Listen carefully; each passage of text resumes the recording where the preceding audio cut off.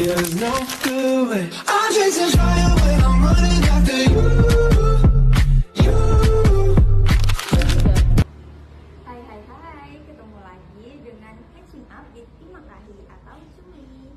Nah, di sini aku bakal jelasin bawain tema mengenai eutanasi hewan yang disalahgunakan. Sebelumnya, Sobat Cuy tahu nggak apa itu arti dari eutanasi hewan? Nah, jadi eutanasi hewan merupakan proses untuk mengakhiri hidup hewan itu sendiri dengan cara yang tidak menyakitkan. Namun ada beberapa oknum-oknum yang tidak bertanggung jawab untuk menyalahgunakan proses eutanasi hewan ini sendiri.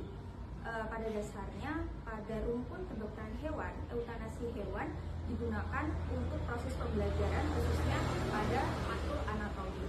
Namun pada oknum-oknum yang tidak bertanggung jawab ini, beberapa mereka menggunakan proses eutanasi hewan untuk mendiagnosis penyakit pada hewan, namun yang seharusnya tidak dilakukan eutanasi, namun mereka malah menggunakan proses eutanasi sendiri. Jadi untuk tema yang saya bawakan kali ini, saya akan meminta pendapat pada teman-teman kedokteran hewan, gimana sih pendapat mereka mengenai eutanasi hewan yang disalahgunakan. Tindakan eutanasi dilakukan jikalau hewan tersebut sudah melalui penderitaan yang sangat buruk. Tapi kalau eutanasi dilakukan padahal hewan tersebut bisa mempunyai peluang untuk bisa dihidupkan atau peluang dia bisa sembuh, itu masih termasuk hal yang salah karena dapat menimbulkan kerugian bagi hewan dan melanggar etika kedokteran hewan. Masyarakat luar itu bisa mempertimbangkan kayak apakah benar pekerjaan dokter hewan seperti ini, dan malah mereka mempertanyakan seperti apa sih sebenarnya value profesi dokter hewan. Hewan kan juga makhluk hidup, dia juga punya hak untuk hidup, dia punya hak untuk mendapatkan perlakuan yang layak, dia juga punya hak untuk bebas dari perundungan maupun penyalahgunaan gitu. Kurangnya pengetahuan dan pengalaman dokter, dan juga memberikan trauma bagi si owner. Ya mungkin mereka memiliki keterbatasan ekonomi, misalnya untuk kliennya mereka nggak bisa afford pengobatan lebih lanjut lagi seperti itu. Kemudian juga bisa saja adanya kesalahan diagnosa, yang dalam beberapa kasus dokter hewan ini dipaksa ataupun dibuat terburu-buru oleh owner yang memang mereka ini menginginkan hasil yang cepat. Hewan tersebut akan kehilangan salah satu haknya. Kan hewan tersebut seharusnya masih bisa diusahakan untuk hidup, masih bisa dilakukan pengobatan. Kalau misal kita eutanasi dengan cara yang terserah atau yang pokoknya yang penyalahgunaan, tentu hewan tersebut kan akan mati. Jadi kualitas hidup hewan juga akan terganggu.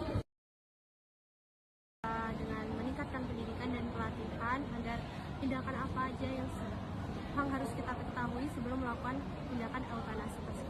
Kita bisa memberikan konsultasi yang lebih mendalam terhadap si owner dan tentang rincian-rincian prosedur-prosedur sebelum melakukan eutanasi. Harus menerapkan regulasi yang sesuai. Misal harus ada yang mengawasi, dan eutanasi itu dilakukan kapan dan dalam kondisi seperti apa, seperti itu. Dan juga berani untuk mengatakan tidak kepada klien-klien, kepada owner-owner kalau misalnya eutanasi ini sebenarnya hanyalah pilihan-pilihan paling terakhir gitu. Kita bisa melakukan edukasi dan juga promosi kepada masyarakat luas tentang kesejahteraan hewan itu. Terus kita juga harus berpegang prinsip pada sayang sesama hewan dan juga selalu peduli kepada hewan gitu. Oke Sobat Cuy, sekarang kita sudah masuk di tahap kesimpulan nih. Jadi apa sih sebenarnya kesimpulan dari tema yang kita bawakan kali ini? Baik, eutanasi ini sebenarnya bisa menjadi langkah yang tepat apabila hewan itu sendiri sudah di tahap penyakit yang kronis ataupun parah. Akan tetapi, jika tindakan eutanasi ini disalahgunakan, dapat menimbulkan citra yang buruk bagi instansi yang bersangkutan ataupun bagi profesi dokter hewan. Nah, selain itu dapat menimbulkan juga trauma ataupun kerugian bagi si pemilik hewan ataupun owner.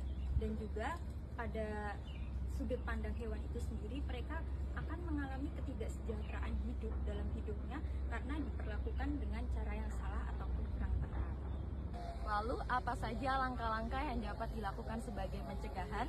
Yang pertama yaitu pendidikan, pelatihan, serta praktik yang sesuai dan cukup pada dokter hewan. sehingga dapat mencegah tindakan-tindakan penyalahgunaan. Dan yang kedua yaitu penegakan hukum yang tegas serta efektif sehingga dapat memberikan pelajaran kepada pelaku penyalahgunaan hewan serta mencegah adanya penyalahgunaan hewan. Dan yang ketiga yaitu adanya kontribusi antara instansi, contohnya yaitu organisasi peduli hewan, kemudian masyarakat dan juga pemerintah sehingga dapat mencegah adanya penyalahgunaan dan melindungi hewan korban penyalahgunaan. Oke, itu dia sekilas informasi dari Catching Up